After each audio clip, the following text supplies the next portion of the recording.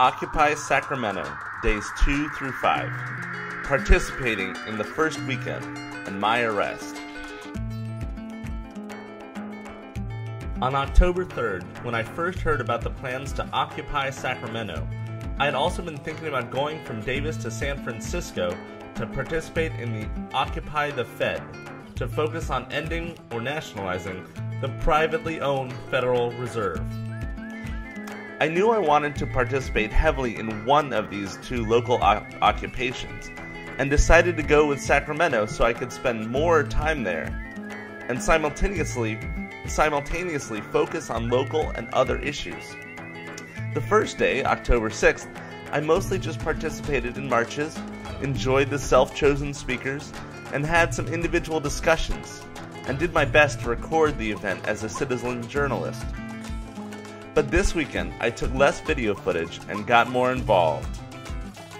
I didn't go to Cesar Chavez Park until around 7 p.m. after finishing my day's work. But it sounds like it was another great day with a bit less attendees than Thursday. Our standard formula continued with regular general assemblies to decide the nature of our occupation, open forums where anyone can share their views over a bullhorn, workshops, and periodic midtown marches.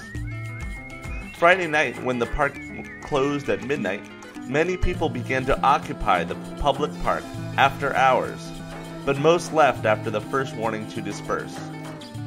This left one brave soul, Patrick Riordan, to hold down the occupation for the night. He was arrested alone that night, and although he is fine, he faced a rougher night in jail than any of the rest of us have had. Thank you so much, Patrick. We love you. On Saturday morning, I asked one of our amazing resource coordinators, Laura, how I could help.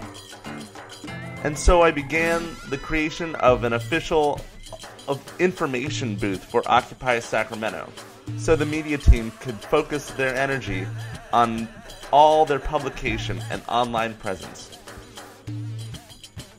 This was a great deal of fun, and aside from the general information and daily schedules we post there to inform attendees, we had a tarp, and now a real table, for informative materials free for the taking.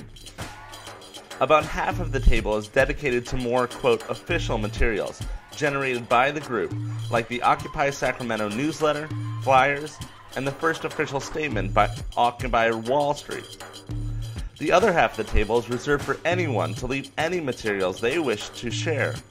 I like to call it, need some info? Take some info. Have some info? Leave some info. And given our big tent of 99%, you can find anything from Tea Party magazines to socialist flyers.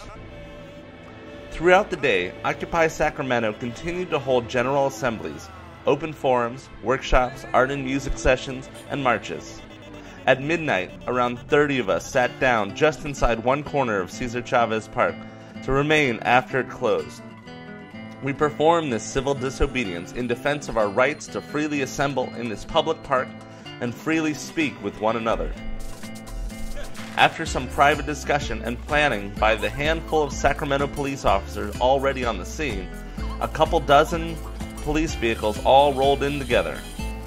Soon after arriving, the lead officer on the scene ordered us to disperse, and the occupiers who did not want to risk arrest crossed the invisible line of the park's borders to join the rest of our observers on the sidewalk.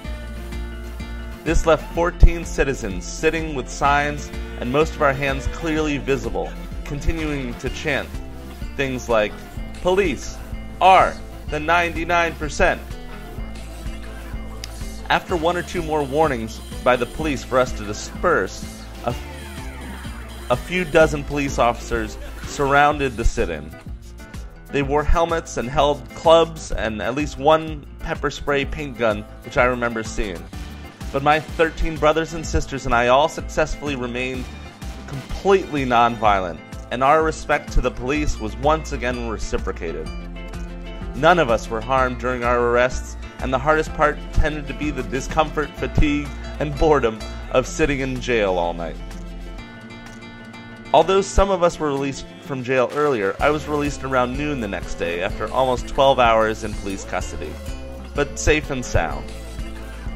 I was charged with 2 misdemeanors: remaining at place of riot post order to disperse, and loitering in parks during certain hours. The media team and citizen journalists who are actively participating in this citizen occupation have been doing an amazing job of getting the words, images, and videos out to all of our brothers and sisters across the world online. As far as local mainstream media goes, Natalie Sentence of Sacramento's local ABC, Channel 10, has been doing a relatively great job of reporting on Occupy Sacramento. Out here live, you can see there are police all over the place, specially designated to keep an eye on this park. More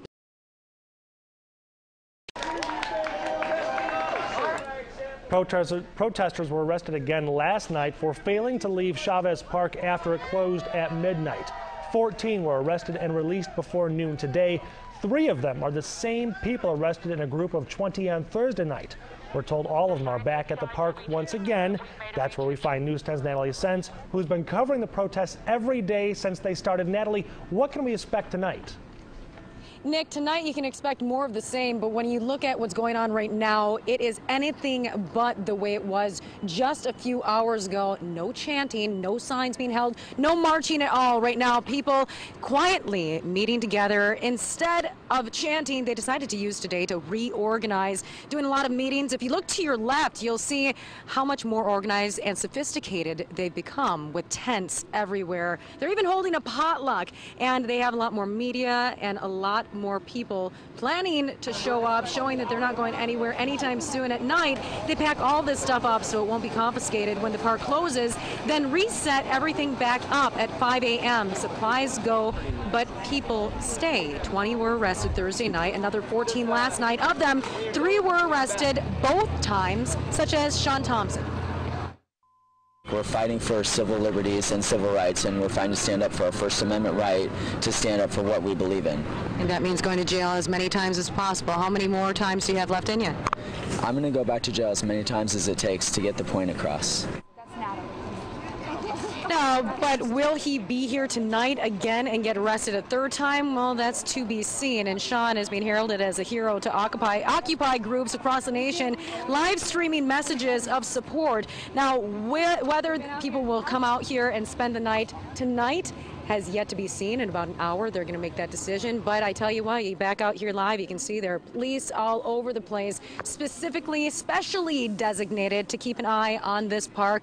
More people, more cruisers, more officers have been brought in specifically for Occupy Sacramento. And until they find out what's going to happen when it comes to the city manager possibly lifting the ban on protesters or on meetings after the night closes, they say they will be here and that they will be going against the park closure rules, and they plan on continuing this, at least they say, through October 15th. Reporting live at Chavez, I'll keep you updated. Natalie Sentence. Back to you in the studio, Nick. Natalie, thank you. We'll have to keep an eye on that. And Derek Shore of CBS Sacramento, Channel 13, has also been doing a better job than most. Early morning arrest as Occupy Sacramento enters its 4th day. 14 people arrested at Cesar Chavez Park. Now that brings the total number of arrests to 34 since Thursday. Good afternoon, everyone. I'm Ron Jones. And I'm Chris Pickle. Derek Shore is live in downtown Sacramento with what protesters have planned for tonight. Derek? Well, it's still unclear if they plan on occupying the park after hours tonight, but they have definitely taken over the park again for a 4th straight day here at Occupy Sacramento, here at Cesar Chavez Park in downtown Sacramento. Of course, all of this based on the Occupy Wall Street protests that have been going on for weeks now in New York City. Of course, their main gripe is what they're calling corporate greed, and all of that leading again last night to some arrests. Let's take a look at some of that video from last night. Now, what they are being arrested for is what is considered trespassing or being in the park after hours. The park last night closed at midnight, and about 30 protesters sat in the corner of the park prepared to be arrested. They were chanting as riot cops moved in and took them one by one into custody. Now, they say this is sending a message. They want to stay in the park, occupy Cesar Chavez Park throughout the night, and they feel that they should not have to leave when the park closes at night. We spoke to one man who was arrested last night. He explains why his arrest should send a message. In this case, we're trying to assemble in this public park that we should own as citizens. So in that respect, we're trying to make a stand and say that these arbitrary rules that say at midnight in this park you're not allowed to be here, that's ridiculous. So a dozen in total were arrested last night here at Cesar Chavez Park, led away to a briefing or some sort of staging area, and then, of course, booked into the county jail. Now, if we come back out here live, you can see there are police out here where they're watching over the crowd. It's unclear again tonight if they plan on continuing to occupy, but they do plan on speaking to City Council come Tuesday, and right now we understand they're actually circulating a petition to get a measure on the City Council agenda to talk about being able to stay here past the hours of the park's operation. And tonight at 10, we'll talk to a City Councilwoman who tells us that isn't something she's interested in listening to, and we'll tell you why coming up tonight at 10 o'clock. All right, Derek, we'll see you tonight at 10 o'clock. And you know, on Sunday and Monday nights, all occupiers staying past the park's curfew voluntarily remove themselves from the park upon the first order to disperse by the police, then marched around the perimeter of the park for a while. My understanding of this action is that after making our point very clearly the past 3 nights, we wanted to help save city resources while still making our continued presence known. With each day that passes, our general assemblies and open discussions are making Occupy Sacramento more organized, connected, and ever closer to concrete lists of grievances and demands. As the Occupy Together movement continues to extend and expand the principles and actions of Occupy Wall Street, we grow ever closer to reclaiming our world.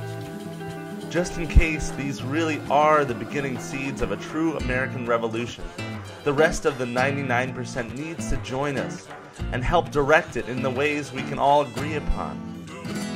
Let us communicate and collaboratively organize in discussions where our elected representatives fail. This is as much about education as anything else, as we continue to learn and teach one another through open forums and unlimited face-to-face human interaction. This is the most exciting time to be alive in centuries. So please, stay off the couch and join us. Let's keep it peaceful, positive, equal, and open-minded to create something remarkable during this once-in-a-lifetime opportunity. We love you all. We are the 99%.